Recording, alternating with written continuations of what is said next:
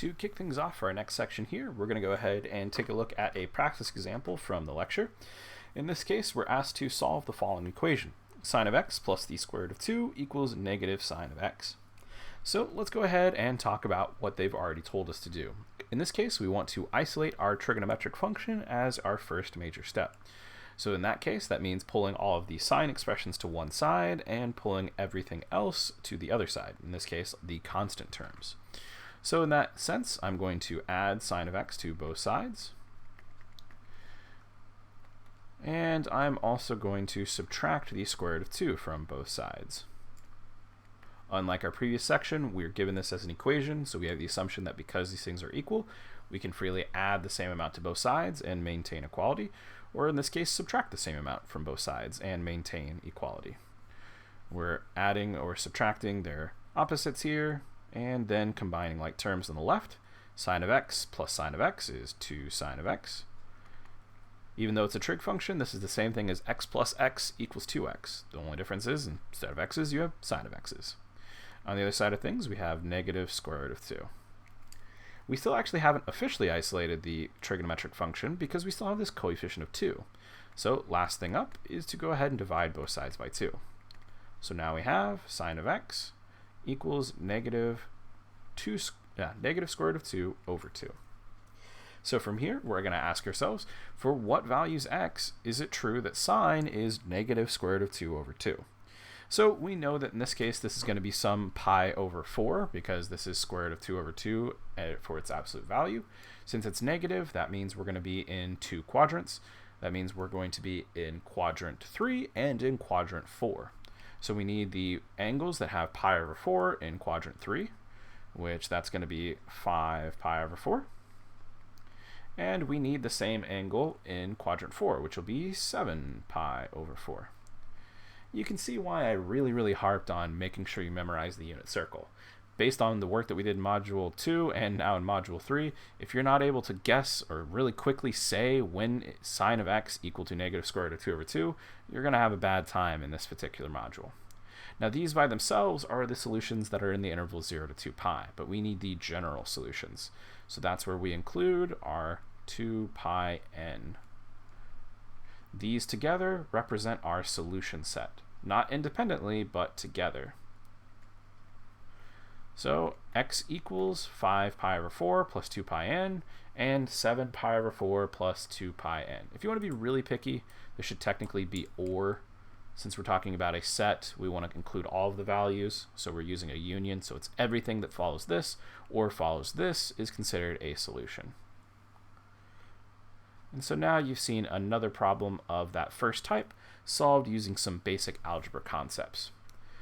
Of course, you're familiar with math classes. Nothing ever stays quite that simple, which means we need to ratchet up the difficulty by adding a new wrinkle, which is where we're going to transition to a new type of trigonometric equation. We want to talk about trigonometric equations that are in quadratic type, or sometimes we say of quadratic type. The basic premise is these are trigonometric equations that can be considered in the same way as quadratic equations from college algebra. So we're going to use some of the same techniques, and we're going to also make sure that we finish with a little bit of taste of trigonometry on top. Here are some examples. We say that equations are in quadratic type anytime they are in the form ax squared plus bx plus c equals 0. Now they say trigonometric equations, but really this applies to anything. Anytime you have a times some variable expression squared plus b times the same variable expression plus a constant equals 0, this is considered an equation of quadratic type. In the case of trigonometrics, we see here that our algebraic expressions, x squared and x, are some trig function. So here we have 2 sine squared x minus sine of x minus 1 equals 0. This is considered quadratic in sine of x. They've gone ahead and rewritten it down here to make it a little bit more obvious. Ax squared plus bx plus c equals 0, where a is 2, b is negative 1, c is negative 1, and our x's are both sine of x. The same thing is noted over here with secant of x. So we have a quadratic in secant of x. Secant squared x minus 3 secant of x minus 2 equals 0, where x is secant A is 1, B is negative 3, and C is negative 2. Now, while this might seem intimidating at first, really, this just means that we get to go ahead and add an additional step at the start, which is use your algebra. In this case, since we have something that's quadratic, we would tackle it the same way we would have tackled a quadratic equation in algebra. Start by trying to factor if at all possible. If it's not possible, you're going to have to break out the quadratic formula. This is a personal promise from me to you. Anytime I give you something that is of quadratic type, it will be something that factors. You should never have to use the quadratic formula. I think these types of equations are interesting, and they do occur out in the real world, but we're not really going to see a case where it also needs the quadratic formula attached after it, unless I just really want to be mean-spirited, and I don't. So anytime you see something, I can't guarantee this from WebAssign, but if you were to see this, for example, on exam 3, it'll be something that factors fairly straightforwardly according to the ways you would have learned back in college algebra. Now let's go ahead and actually tackle one of these problems. In fact, we're going to go ahead and try and answer the problem that is here on the left. Let's solve 2 sine squared x minus sine of x minus 1 equals 0. So off to the notepad we go. In this particular case, remembering our basics from algebra, the idea here is that we're going to treat this like a standard quadratic, and we're going to try and factor it before all else.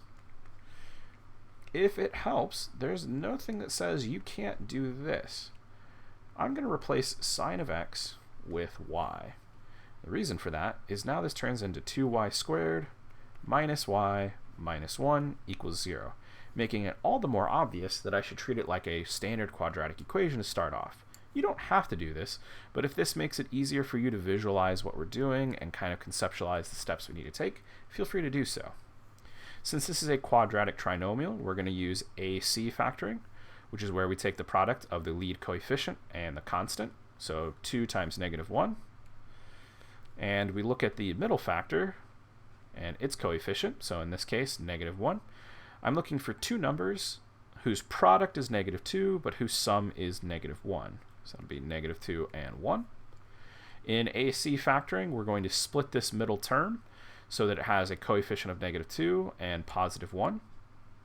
So this is going to become 2y squared minus 2y plus 1y minus 1 equals 0. The point of splitting that middle term is now we can factor by grouping. So here I can see that these two have a common factor of 2y, so I'll factor that out. That leaves behind a binomial factor of y minus 1. For these two factors, the only thing they have in common is 1. So I'll factor that out and leave behind the same binomial factor of y minus 1. From here, I see that these two both have y minus 1 in common, so I can factor it out front. Y minus 1, and put my remaining two factors together. 2y plus 1 equals 0. Here is where we apply our zero product principle, or sometimes referred to as a zero product property. Since these two products have to equal 0 when multiplied, we have two options. Either y minus 1 equals 0, or 2y plus 1 equals 0. In this case, I'll go ahead and solve each one of these independently for y, and get y equals 1. And in this case, subtract 1 from both sides and divide by 2. Y equals negative 1/2. Now, the thing is I'm not quite done yet, because remember, we originally replaced sine of x with y. So now that we've done the algebra, it's time to bring the trigonometry back into the picture. So we'll replace again, but in the other direction. Replace y with sine of x, and now we have sine of x equals 1, and sine of x equals negative 1/2.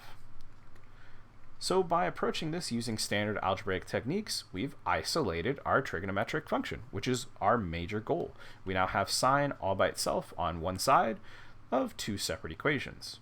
Now that we're here, we're going to solve each one of these separately, collect their general solutions to find our solution set. When is sine going to be equal to 1? Well, this actually only happens in one place. Sine of x equals 1 whenever our x value equals pi over 2. Or has pi over 2 as its coterminal angle. So x equals pi over 2 plus 2 pi n for our general solution. And as for the second one, when does sine of x equal negative 1/2? Okay, so the reference angle here is pi over 6, and we want to be in quadrant 3 and in quadrant 4 again, since that's where sine is negative. So the first one in quadrant 3, that's going to be 7 pi over 6 plus 2 pi n. And our one over in quadrant 4 will be 11 pi over 6 plus 2 pi n. I know that when the absolute value of sine is 1/2, it has to have some pi over 6 as its angle. In this case, because it's negative, I know that I had to be in quadrant 3 and quadrant 4, hence 7 pi over 6 for quadrant 3 and 11 pi over 6 for quadrant 4. To include their general solution, I had to add 2 pi n to them. So the full solution set is the combination of these three general solutions. So this is already getting pretty long as a video, I'm pretty sure at this point, so I don't want to talk too much, but I really do want to stress just how much of this particular section is going to be made that much easier by you knowing the basics of factoring from college algebra. It's considered a prerequisite for this course, so this is all stuff you should have known, but if it's seeming unfamiliar, there's a lot of ideas to revisit. Some key things that you should consider taking a look at: the basics of factoring, and solving quadratics. These things are going to be massively important to the work that we're doing here. They comprise a number of topics, so it's not something that can be handled all at once, but these are some things to brush up on to help you with this particular section.